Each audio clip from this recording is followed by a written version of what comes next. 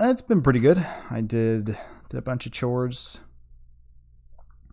Um, what else did I do? That's about it. Took trash out, made dinner for the week, Mm. did the dishes, folded laundry. That was a big one. Yeah, that's about it. Weekend went by way too fast. It always does, doesn't it? Yeah, yeah, much too fast. Yeah, most of my day was chores as well. And then talk with some family about some family plans for Labor Day weekend, all of that jazz. Nice. Yeah, day flew by pretty fast though. It's like I'm already here at Yeah, the end. it goes by even faster when you don't wake up till noon. I also slept in pretty late today. Should have woken up earlier, but oh well. Listen, I woke up at like 10:30, and I was like, okay, this is early enough. Like I can. If I sleep too much longer, then I won't be able to go to bed tonight. So I remember waking up and thinking that I'm like, okay, it's time to get up for the day. And the next thing I remember is rolling over and looking at the clock, and it said 11:54, and I was like, oh. Where does the time go?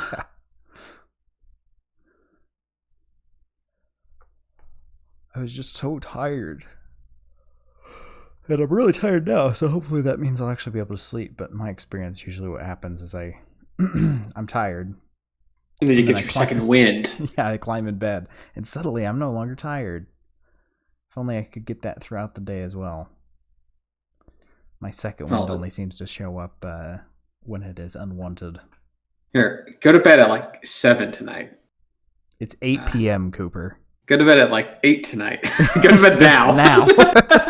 And then get your second wind immedially. You want to just walk upstairs for a bit and lay down? Yeah, no, I don't. They probably won't. Nobody will be able to tell that you're gone. I'll just mimic you. No, I do a great you impression. Well, let's hear it. Yeah, I'd be like, "Hey, so Sam, this is a wild album. What's your thoughts on the first track?" Well, sometimes I like to listen to music, and it's really good.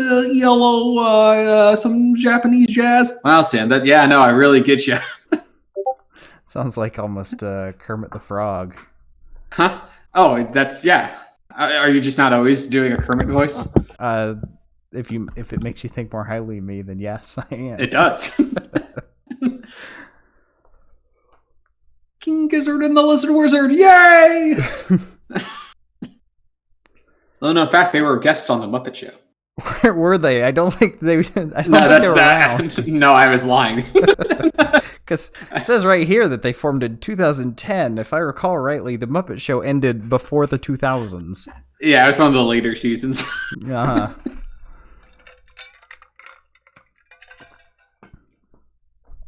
I completely misread this tag you had in here of neo psychedelia. I read that as Neopets. I saw the Neo and then P. I was like, oh, no, Neopets. I don't think they have anything to do with Neopets, unfortunately. Even though that'd be dank. Is Neopets still a thing? I gotta admit, I was never actually into it. It was Webkins for me.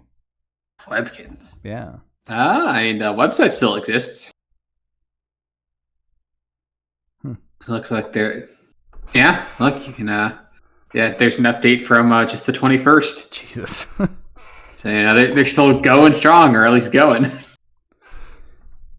But do you not know what Webkins are? No, I remember Webkins. You just said it with such disdain. I mean, just like they're like the knockoff Neopet for all I care. Because Webkins were just like real animals. And you had to buy the toy to get the online thing. Well, I have the one upstairs sitting on my banister that you see every time you come over is called a Google. It's a duck that looks like a pear. Okay, I do like that one. Yeah. But the rest were real animals, as far as I know. And then like dragons and stuff like that. No, I mean, Neopets, Webkins, it all comes down to Club Penguin, where the real ones hung out. Yeah, I played that a lot. That was the place to be. Truly, social media before there was social media. Mm-hmm. I was at the Webkins.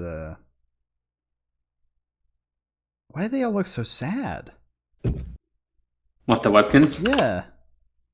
Because they don't like being there, Sam. Like, half of them are on the verge of tears. Please just let us go free. Yeah. Or sentient. Like, the elephant and the penguin are the saddest, and maybe that little, the bunny and the, whatever that blue thing is pretty sad, too. I mean, I wouldn't want to be a sentient bunny. No, but they just look like they're about, it looks like they were forced out by gunpoint. They don't even have thumbs. And the dead eye smile that the lady in the front has, looks like she's got like somebody behind her that's holding a gun to all the heads of the pets. It's how they keep the Webkins in line. Yeah, jeez Louise. Obviously, you never went to the dark lore of Webkins. The dark lore. Webkins creepypasta. I'm sure that exists somewhere on the internet. 24. Number 24, Webkins. Most people don't know, but Webkins are actually very scary. I cry every time I see them. 23. No, that's it. Doesn't elaborate. There's nothing more. They may look soft and sweet, but they hold a darker secret. It cracks me up because we both can do a perfect impression of that guy. I've actually never heard him speak. I think the only thing I've seen is that Burger King thing. I've literally only listened to the first 10 seconds of that video. I take it back. Somebody posted a clip of him saying Sephiroth, which I love. Sephiroth. Oh, gosh. It's not even close. No, it's not. Number 10. It's like that gummy rat video that you guys like so much. I don't like it. It's like a brainworm which is inside of me. I can't get rid of it. It's like a parasite. Wreck. You just can't stop watching. It's like what that's what I imagine death's like. Just that video on loop. Yeah, that last those are your synapses, like the last firings of them trying to capture onto something. And it stretches on to infinity. Jelly belly gumai ratai. As your gray matter shuts down. Jeez. That's all I can summon. Well, since that video has been released, it's possible that was somebody's last thoughts. I feel sorry for them. And now that you've talked about it, it's going to be you too. You lived a good life. We'd let you into heaven, but...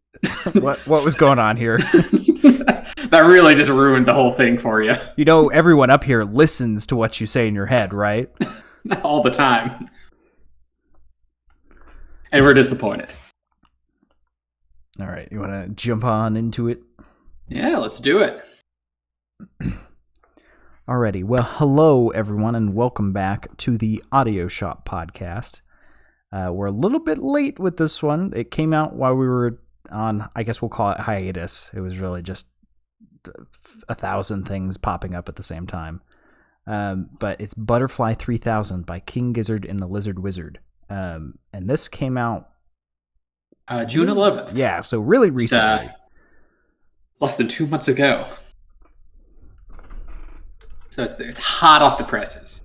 Very hot. Too hot. Too hot. Well, not too hot. We can listen to it. But yeah. But it's fresh. It's a fresh album. So we felt like digging into something a little newer. And this is not our first stint with King Gizzard. We have listened to them and reviewed them before. I like to think that we're rather big fans on this podcast. Mm-hmm. I mean, I've listened to all their albums, and they've got multiple. I can't remember what I've listened to. I listened to mainly the one they did with Mile High Club a lot. That's Sketches of Brunswick East. Did we do that one? I think we did that one. We did Flying Microtonal Banana. That's right. Actually. We did do that one. I could have sworn we did Dust or whatever. I've already forgotten. Sketches of Brunswick East. I listen to it so often, and I can't even remember the name. Jeez. Oh, I'll have to listen to that sometime because it's probably my favorite album of theirs, or at least top 3. Yeah, it's mine as well. I could have sworn we did it. Maybe you just turned me onto it, and then that was I've definitely listened to it before. Yeah. Oh yeah. But no, for today we'll be reviewing their latest LP, Butterfly 3000. Microtonal Banana. We already did Yeah, that one. Butterflying Microtonal Banana. No. And for those of you who are not familiar with King Gizzard, they are an Australian rock band formed back in 2010, over a decade ago. They are, multi-membered group consisting of Stu McKenzie as the vocalist, Kevin Smith as the Ambrose Kevin Smith as the harmonica and keyboard, Cook Craig as a guitar and bassist, Joey Walker as guitar and bassist, Lucas Harwood as a bass and keyboard, and Michael Kavanagh as drums. Though I don't think he's with the band anymore. The drummer. I think he recently fell off. But yeah, they're known for kind of exploring multiple genres throughout their 18 albums. This is the 18th studio album by King Gizzard in 10 years or 11 years. I did not realize they'd done so much. They are rather prolific. I mean, they've been putting out at least an album a year, usually more.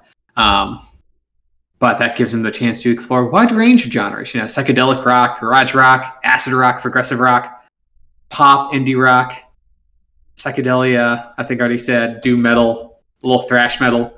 They really go the full gamut of the rock spectrum. Cooper, I just got to call you out here for a second. Did you really just say progressive rock instead of prog rock? Look, no. See, the prog rock it's so progressive. You have to say the whole word. Okay. It loops back to being just the original progressive. And also, it's prog rock's about rock that's like kind of pushing boundaries, right? Mm-hmm. Progressive rock is about making rock for insurance commercials. Okay. It's very different. Significant difference. Yes. But yes, like I said, this is their 18th studio album. This one goes a lot more into a psychedelic rock kind of stream of consciousness, but we'll get more into the details as we review it. But it's certainly a lot more melodic than some of their previous albums. They've really been in like a kind of a microtonal state for the last couple albums. Yeah. Which is fine. We reviewed Flying Microtonal Banana, but they definitely were settling into that. So they kind of took it back into a more, I guess, traditionally melodic line of thought for this album. And they, so it's basically how they describe this album. And it's a 10-song album, tight 43 minutes. Mm-hmm. Sam, if you're ready, we can jump right into it. I think I want to sit here for a little bit longer and contemplate. No, let's get into it. With track number 1, Yours. Sorry, go ahead. Oh, no. Yeah. It starts with a very, I'm going to say prevalent theme of this album, which is like a very ephemeral keyboard kind of synth. Yeah. You're going to hear a lot throughout this album. Yeah, and it does a really big fade in too. Which it's almost like the old school fade outs from rock albums of the 60s and 70s, but put at the front. And it's a really nice start to the album. Yeah, which works with this type of music because, like, it's psychedelic rock, but it's a lot more maybe dreamy is the best word you can use for most of the songs. Mm-hmm. Or there's a certain ephemeral quality where it's not like it's sparse in the instrumentation, but there's sort of like almost like floatiness to it.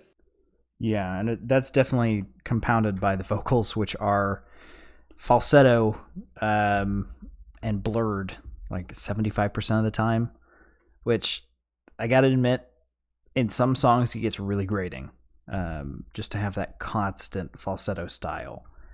When they've got a lot of instrumentals going on or in the background, it's good. Like this one. This one's, it starts off with a tiny bit of a stumble, but overall I don't think it's that bad, because you got a great acoustic breakdown at 1:45, which sets itself apart from the heavy electronica of the rest of the song. You got that high falsetto that I talked about with the blurred filter. I don't know how else to describe it. It's kind of just out of focus. And then there's the drum outro, which I'm going to give them a little bit of a pass on since apparently they lost their drummer. But that drum outro was really bad. It was very awkward. I don't say it was bad. The drums weren't even there for the rest of the song. It was they brought them in for the outro. Yeah, it was a little connecting tissue to the next song. Sinewy.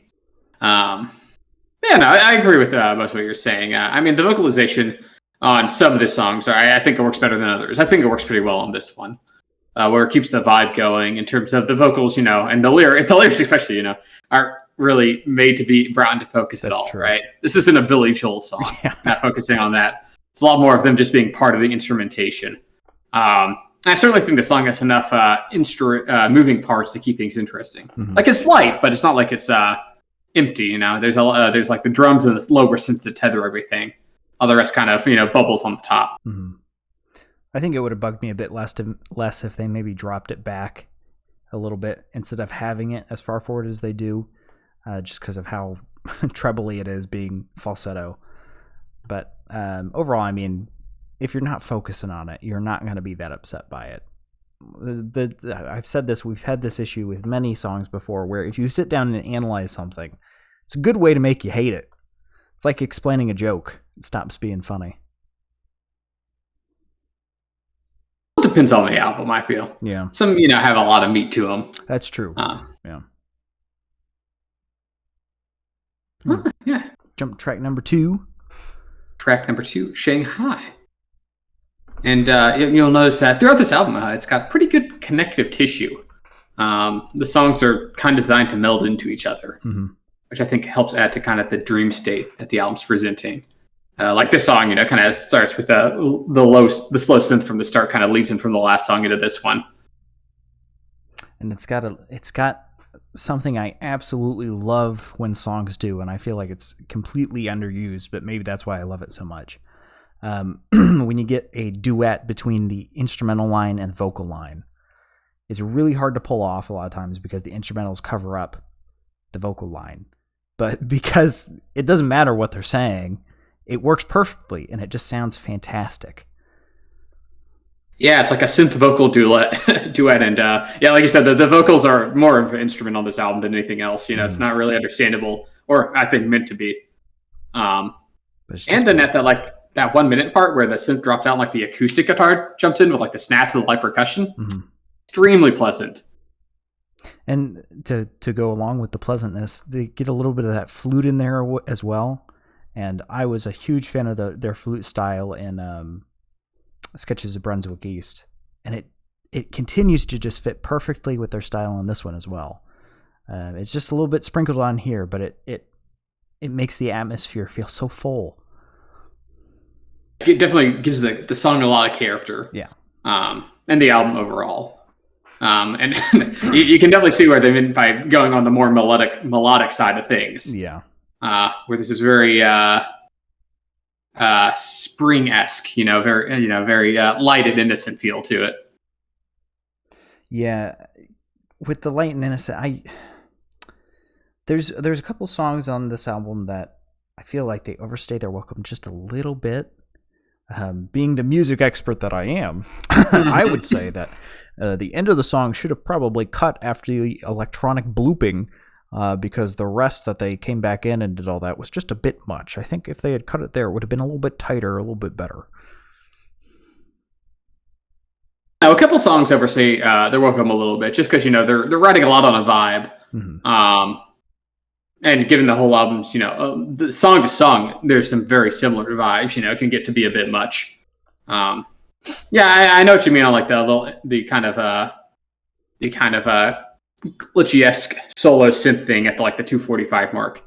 Probably could have ended there without bringing it out for one more chorus. I think it works well enough. Yeah, I mean, it's not the longest album in the world, so it's not that big of a deal. But I don't know, it just bugged me a bit. I don't know if it's been so long since I listened to this because I listened to it a lot when it first came out, and then I haven't really listened to it since. So it's hard to tell what beef I have from then that I'm applying to now,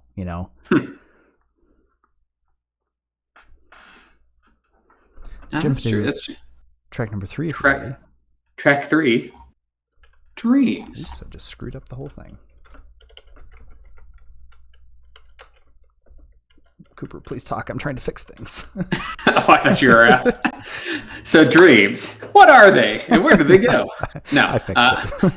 Okay, no, but yeah, like last song leads. Shanghai leads into dreams, and it starts with that. You know, I'm not sure if you noticed him, but most of the songs start with like a solo synth thing. Yeah. I will Before say leading in there. The rollover between the last one and this one, I complain about that should have been cut after the electronic blooping. But the rollover between these two just makes it so much worth it. They make it work in the end. Oh yeah, I mean the synth through line throughout this album is strong. Mm-hmm. So that really, it makes it pretty easy to see where one song like kind of leads into the other. And this one definitely has a little more of a driving beat. The vocals are a little more clear. Certainly the most driving. Got the bass drums throughout it. Which adds a little more energy or maybe urgency to the song than the previous two. Yeah, it does a lot to shake up the style without actually changing all that much. The biggest issue I had with this one is they really only have one vocal line for the whole form of the song. The one about dreams? Yeah. Yeah. It gets old around 2 minutes. And I'm pretty sure it would bug me even if I wasn't listening and writing my thoughts. Yeah, the lyrics on this one are certainly repetitive, which I mean, you see them as like I guess an extension of the instrumentation. It's less damning, but it's also a very repetitive vocal lick, which probably could have used a little bit of variation to kind of shake the groove up. Yeah, well, we get a little bit of that variation at the 3-minute mark. A bit of organ comes in, not synth, I think, although it's probably a synth playing classical organ. But we get a little bit of that coming in to keep things fresh. But then there's a straight minute of fade after that. Yeah, it's like a very long fade out. It's a 4-minute song with a minute of fade. I mean, it's not just, granted, it's not just a fade. It's not like, it's the volume quieting. It is that for a little bit, but it also gets like a little more distorted and like dream layer. Like there's like some filters being applied to it, kind of a drifting into ephemeralness. Yeah. But it still is kind of a minute-long fade-out. I mean, I understand they're trying to bring the volume down for the start of the next song, but you don't need a full minute to do that. You can do that in like 15 seconds, 20 seconds, instead of a minute. But Sam, it's like dreaming. Okay. It's like punching in a dream. It's called theming, Sam. Right. It's called a motif. Jumping to track number 4.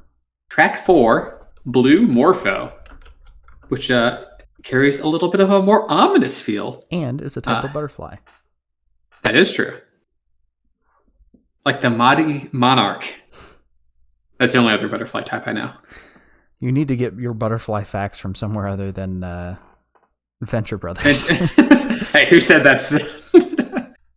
Maybe I just knew that. You don't know me. Yeah, sure, whatever. But... this one's got kind of like monotone singing. They have some flick up and downs aside from like when they're saying the title, but otherwise it's pretty monotonous, which kind of actually works pretty well. They keep to that one note. They go up a little bit, they go down a little bit, but otherwise they're just on that note. Yeah, with the monotony, kind of like this repeating like synth lick in the pack. At least to kind of being a little hypnotic before like the minute mark when the acoustic and the drums break in. Mm-hmm. Like the song gets some energy going on. I will say that synth that doesn't change. It's this short little like 2-bar loop for 2.5 minutes. Started driving me a little bit crazy.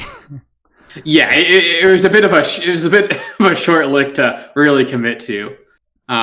Though eventually it does drop out, I think at like the 240 mark. Yeah. As things kind of get a little more silent, the riff, kind of gets a little more subdued within the song. Kind of ends on this steel drum sound in there as well. Yeah, a little steel drum, and it kind of ends on the silent, kind of the down out, right? Mm-hmm. Typically these songs kind of, bring it back for like one big finale, but it kind of just mellows out on the end, Yeah. Kind of drifts into the next song, which I think is interesting. I would argue this one also struggles a little bit with the lack of lyrics, which for how much you're not supposed to be able to hear them, they sure repeat the same thing over and over again. It's not as bad as Dreams, I'll say, but it still struggled a little bit with this one.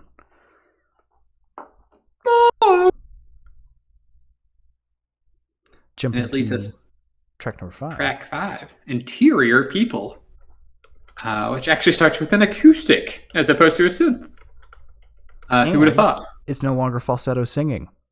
No. Which I would have liked it to come a bit sooner, but song 5 of a 10 album or 10 song track or 10 song album. That's halfway through.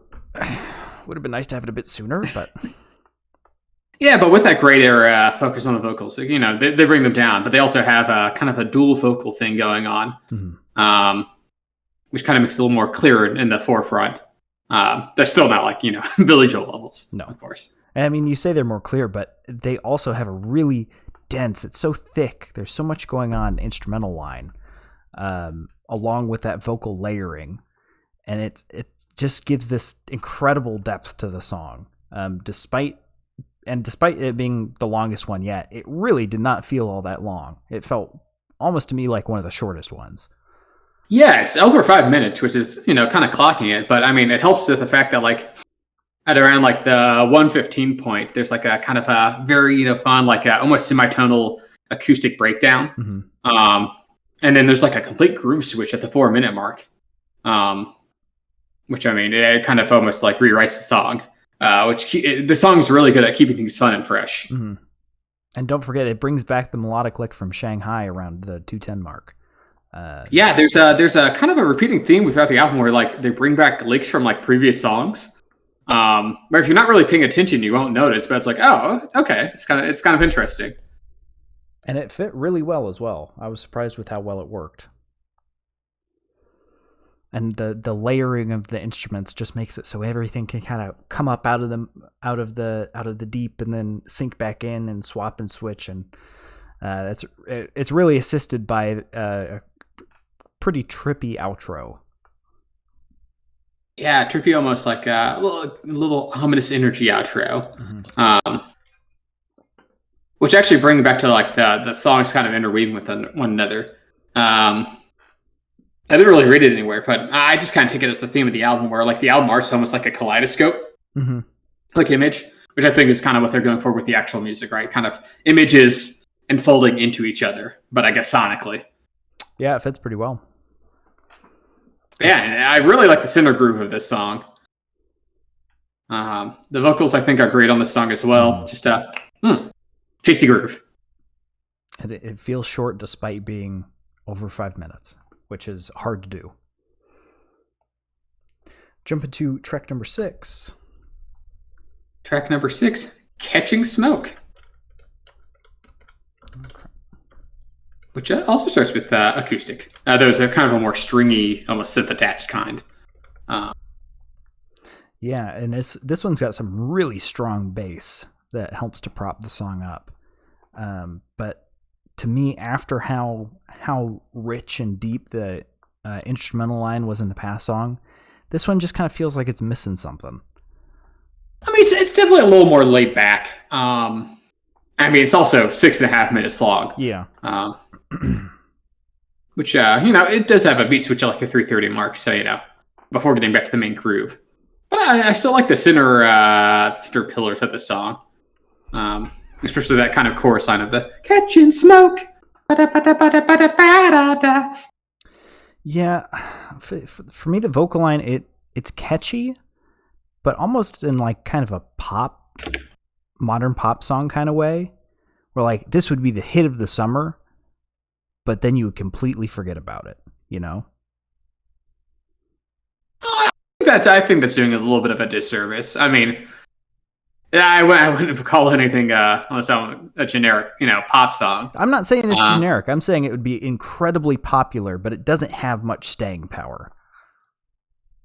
It's a little more catchy than it is deep. Yeah. That's probably fair.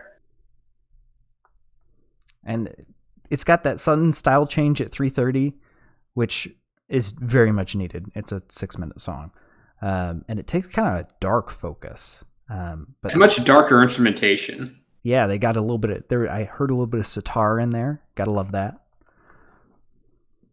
Yeah, sitar with like this kind of bassy synth, and the vocals kind of getting a little more whispery, a little more lower.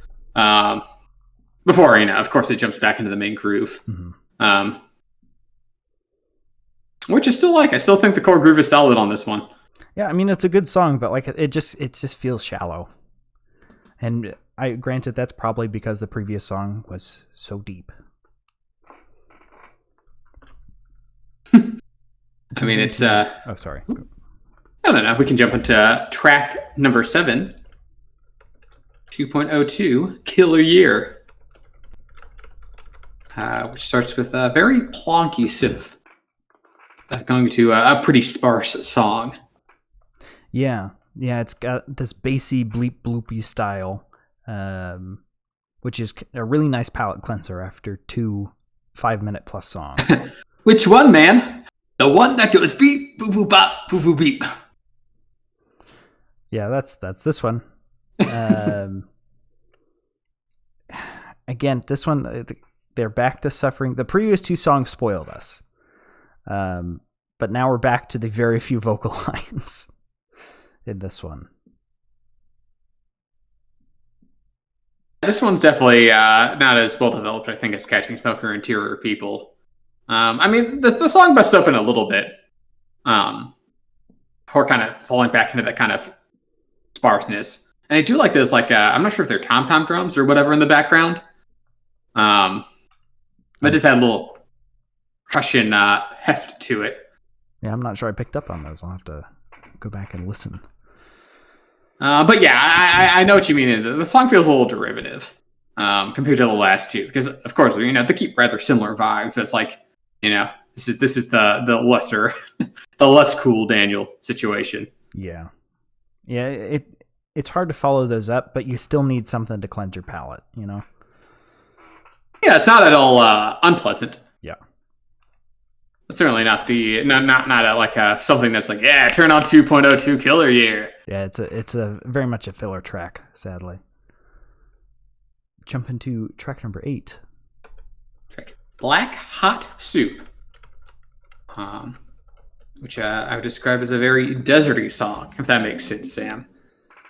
It's got like this kind of a dryness to it, in terms of like the plucking acoustic with this kind of synthy, windy sound effects in the background. Yeah, I'm gonna be honest. This one kind of zoned me out while I was writing. It didn't do anything too different from what we've heard so far. I mean, we're on track 8 of the album, so of course it's going to be kind of similar to everything else. But there was nothing there to spice it up. Agree and disagree. The fact is, I don't think it's one of the more interesting songs of the album, but at the same time, it does kind of take into like, I think this is the most microtonal the album gets. Yeah. In terms of like, I've seen a lot of like flying microtonal banana in this song. Mm-hmm. And clear, like the wind sound effects and the more Eastern influence sounding music, it's a little bit of a sonic deconstruction at it. Though at the same time, I agree with you with it not being like, even with all that, it's not like the most interesting song of all time. Yeah, I will say they did solve the vocal issue. They've got the layered vocals in there. They've got more than one line for the vocals as well to sing. So that in that case, they did a great job. Yes, yeah. I mean, I think we can agree that the lyricism on this album is not going to be its strong point. Yeah, but I mean, you got to take that into account because even if they're using the vocal line as an instrument, like we were talking about with Blue Morpho, when you've got an instrument that plays the same 2 bars for 2.5 minutes, it gets a little bit annoying. And if you're doing that with the vocals, it's the exact same thing. Yeah, this album I think tries to straddle the line between kind of repetitive and hypnotic, Mm-hmm. A kind of a tenet of psychedelic rock, and sometimes it succeeds, sometimes it doesn't. Yeah. Well, I mean, you got to experiment a bit if you're putting out more tracks than you've more albums than years you've existed. Yes. I got there. You're gonna have to go in some directions. Yeah. You're gonna have to go out there, which I appreciate. That's how we got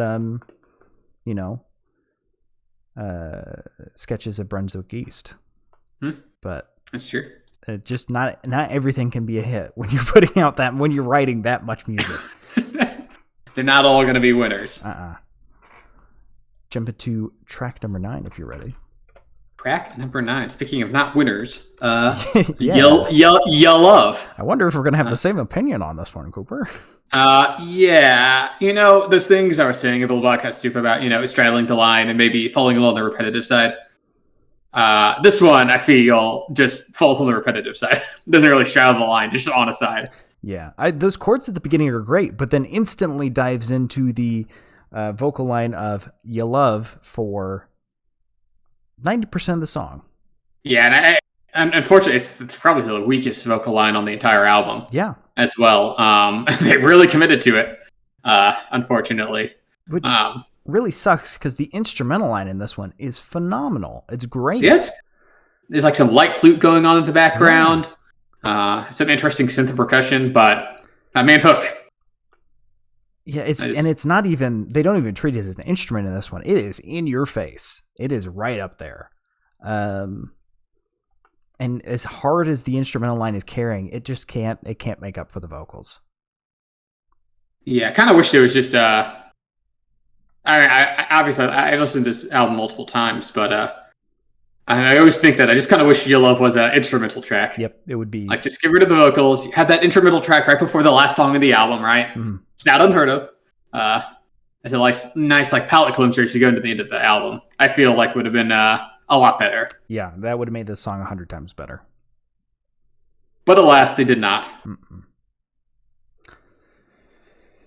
Got one hell of a rollover, though, into the next song. Yes, I don't have much to say beyond for this song, honestly. It was not good. Which is sad, because it's technically the last true song on the album, because the last track, Butterfly 3000... The title track. Titular track is the shortest song on the album and the last song on the album. Yes, and it's almost more like it's definitely a lot more of an outro than an actual track. Yeah. I'd say it does have some interesting instrumentation. Kind of a repeating synth line. There's like some strings in there. And a strong synth bass underneath. You got a little bit of vocals, but they're pretty far back there. More so than any other song. And then it just kind of ends.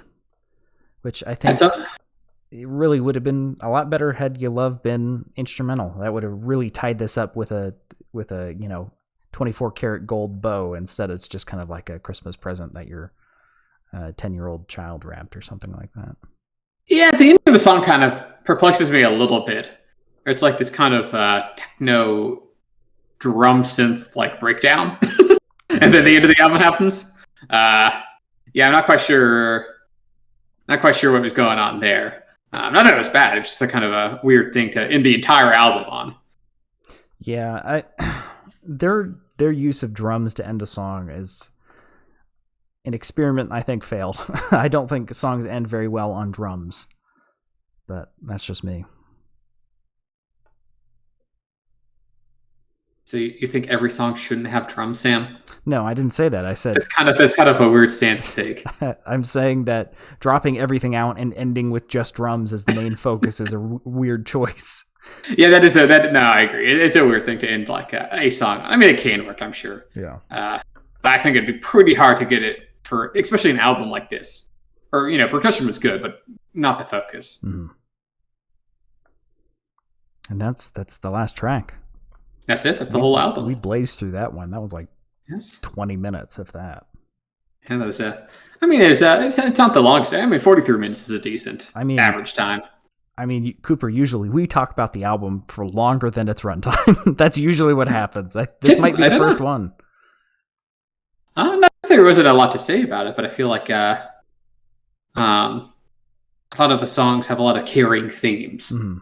That unless you want to, be saying the same thing over and over again, you don't want to, can move on to each one.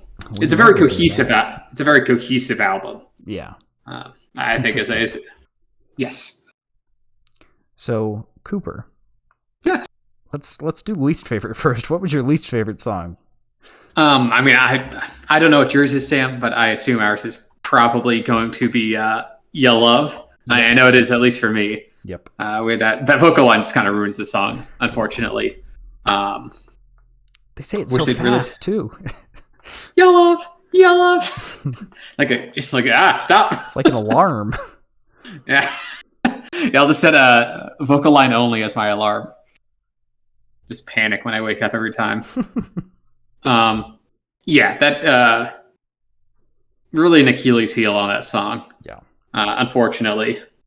And I wasn't like a super fan of 2.02 Killer Year as well. Fun fact, it's the only song on this album that has an explicit rating. Did they curse? What? I don't. I also don't know if they cursed or not. They played it naked. That's why. You can't hear it, but they're all hanging dong. No. Yeah, I didn't care for that. That one felt a little derivative as well. But "Ya Love" just had too much of an Achilles heel for it to be anything other than the worst song of the album. Yeah. I don't really have anything to add to that other than it. I'm sad because the instrumental line was so good in that one, and they just ruined it with the vocals. But oh well. Corn mustard on an ice cream sundae. Yeah. Oh, I bet there's somebody out there that likes that though. I don't want to be friends with them. Well, I've got a confession, Cooper. No. Oh, jeez. Yeah, don't. If you do, just don't tell me. No. I don't need to know that. No. The only thing that goes on ice cream is fudge, or those chocolate shells where you squeeze it on and then it solidifies. Oh yeah. Oh. Or like a good dipped cone from Dairy Queen. Oh, like with a waffle. Mm. They still do butterscotch and cherry dips, by the way, too, not just chocolate. Oh, it's so good. Get the chocolate dipped in butterscotch. Oh my gosh, so good. All right, back to the album. All right. Actually, I think I'm gonna go to Dairy Queen real quick. I'll be. But what was your favorite song, Cooper? My favorite song, I'd probably have to say, was "Interior People." Wow, what a lock and step today. Oh, look at that. I mean, obviously we talked about it in length during, but great instrumentation. I really like the vocal line on this one as opposed to, "Your Love." I mean, it's over 5 minutes long and I'm interested the entire time. It's a nice switch up with the groove. Good use of semitonals, nice breakdowns. Everything just works together. It's the best aspects of this album kind of put onto a single song. Yeah, it's just great. I love the lower vocal stylings. It's much similar to what was on Sketches of Brunswick East. It brings back that little lick from Shanghai, which is, I love callbacks, so that's great. There's so much going on. It's so dense at all times, and the instrumentals and the vocals, it's just a great song. Yeah, well, I guess with the favorites and least favorites mapped out, we can now go on to our rating of the album, Sam. Mm-hmm. You want to go ahead and do it since I did it last week? I'd love to. So, as you know, here at the Audio Shop Podcast, me and Sam actually are cars. Yep. We're Autobots and/or Decepticons, which we can transform into vehicles at will. And thus, we've decided to name our podcast car themed. And you can see that within our rating system. With at the tip top, we have Showroom. This is the cream of the crop. This is the stuff that you will want to be playing as they lower you into the ground. And then at the very bottom, Scrapyard. This is the album that puts you into the ground. Yeah. Where you never want to listen to it again. And we struggle with that daily because we can still get carbon monoxide poisoning despite being cars. It's a real big struggle. Yes, it's a huge design flaw.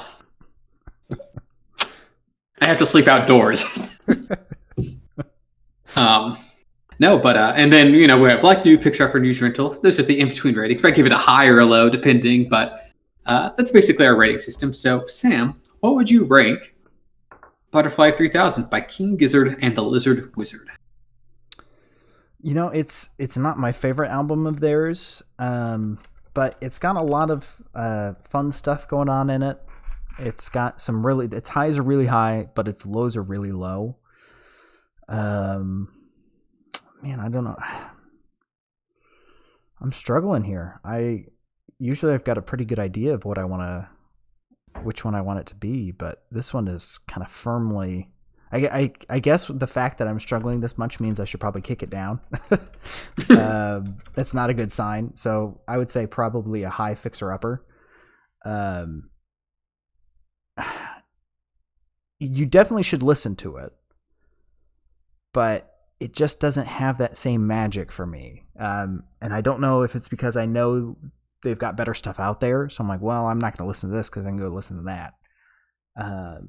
But I don't know. There's so many opportunities where they could elevate it. What about you, Coop?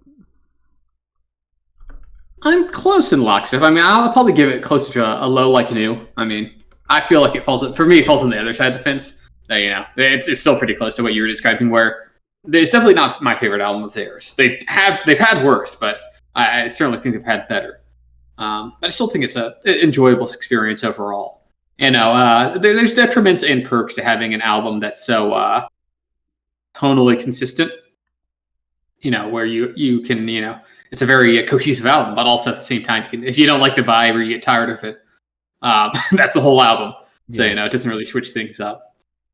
This isn't Hawaii Part 2, where each song's like a grab bag of genres. Mm-hmm. But at the same time, I think they pull it off pretty decently.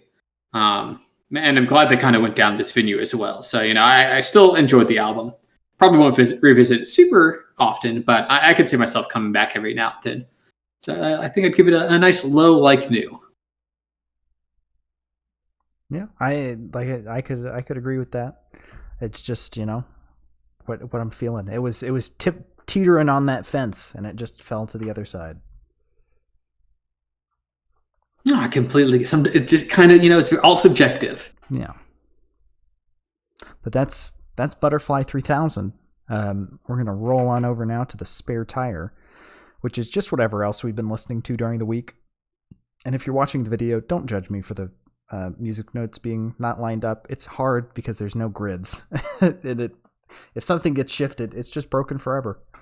So Cooper, what have you been listening to this past week? Because I have not been listening to anything interesting. Nothing at all. I've just been, it's been ELO nonstop. I think I have a problem. You, just now? Honestly, yes. Honestly, yes. Look, I clocked it like 5 years ago when you asked me to listen to Whale Song with you on like just standing there listening to it. Yeah, on my own time, you're like, hey, you've called me and check this out and press play. Yeah, I was in my car listening to it, and I was like, maybe I have an issue because I will say I had a fun thing happen, but when I drive to work, I have the radio on before I switch to my iPod or my phone, I guess it is at this point, to play music that I've got on Spotify, because I want to eat my apple before I sing along with some songs. And I turn the radio on, and wouldn't you know, the first song that comes on is "Turn to Stone" by Electric Light Orchestra. So I'm like, well, it looks like I'm listening to that album now. So I just hopped in at track number 2. It just seems like fate at this point. It was. Yeah, I was like, I don't even have to think about it. This is what I'm listening to. And then that evening, I was like, maybe I've got a problem. Can never get enough Jeff. It's the vocal range is just perfectly in my vocal range. If Miracle Musical made more songs, his stuff's right in my vocal range too. But no, it's only been 10 years. Yeah, you can still come out with new stuff. If we can only hope. So, what have you been listening to, Cooper? I've been listening to some new albums that have come out. A new Isaiah Rashad album came out that I quite liked. It'd been about 5 years since his last album, so it was nice that he released some new material. And there's some songs on there that I think are quite buttery, quite smooth. It's a bit more low key than I was expecting, but still overall enjoyable. New Billie Eilish album just came out as well. Her album Happier Than Ever. And while I don't like it quite as much as her first album, which we reviewed, of course, mm-hmm. I still think it's a decent sophomore outing. With the general Billie Eilish and Phineas Eilish, the idiosyncrasies. And then, but the album I really liked that I listened to this week was by an artist that I just found called Yola. It's called Stand for Myself. It's like a mixture of like kind of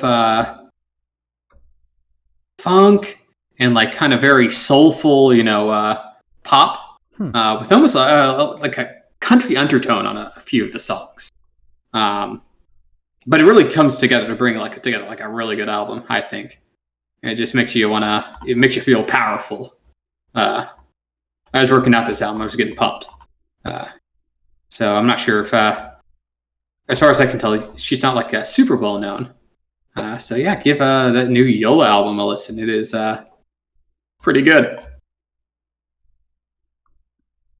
Interesting. I'll have to work it into my ELO schedule. I can pencil you in 5 weeks from now. Yeah, it's you can't see it, but you have a clipboard with a spreadsheet. It just says balance of power for every cell. Let me check my schedule. Bop, bop, bop, bop. No, I will say I haven't listened to Balance of Power in quite a while.